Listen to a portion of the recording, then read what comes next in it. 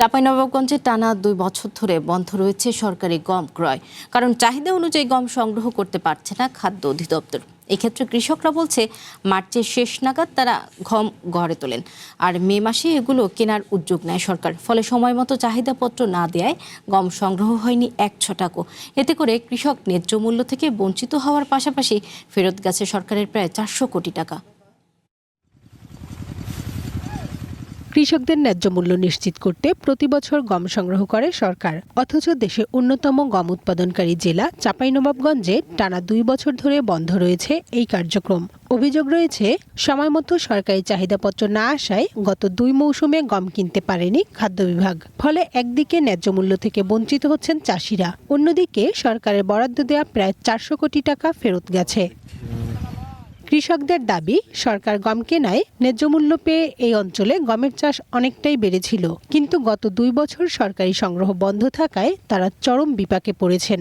বাধ্য হয়ে স্থানীয় ফড়িয়া ও সিন্ডিকেট ব্যবসায়ীদের কাছে কম দামে গম বিক্রি করতে হচ্ছে। এতে উৎপাদন খরচ তুলতেই হিমশিম খাচ্ছেন তারা। গম আমাদের তৈরি হয়, দিতে পারি না। নগদ নিয়ে এলো হার না মানা হার অফার।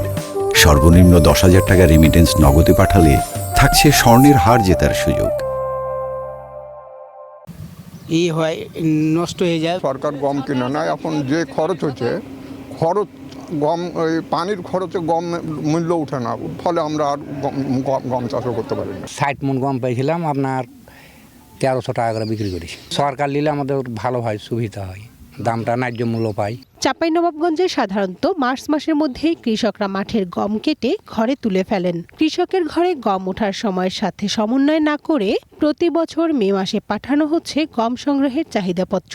ততদিনে কৃষকের ঘরে আর কোনো গম অবশিষ্ট থাকে না। এই প্রশাসনিক সমন্বয়হীনতার কারণেই ভেস্তে যাচ্ছে সরকারের পুরো উদ্যোগ। ফলে লক্ষ্যমাত্রা থাকলেও সংগ্রহ করা সম্ভব হয় না। গম বলেন বা ধান বলেন, কৃষকের কাছ থেকে সরকার কিনলে একটু হলেও কৃষকরা লাভবান হয়।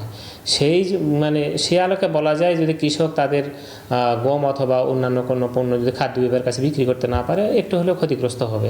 এদিকে আগামী আমন মৌসুমে ধানের সঙ্গে গম সংগ্রহের উদ্যোগ নেওয়া হবে বলে জানিয়েছে জেলা খাদ্য নিয়ন্ত্রকের কার্যালয়। তবে আমরা বিষয়টা নিয়ে ঊর্ধ্বতন কর্তৃপক্ষের সঙ্গে আলোচনা করেছি। ঊর্ধ্বতন কর্তৃপক্ষ বিষয়টা বিবেচনা করে আমন সিজনের সঙ্গে যাতে গম সংগ্রহ করা যায় সেই ব্যবস্থা নেওয়ার প্রতিশ্রুতি দিয়েছে।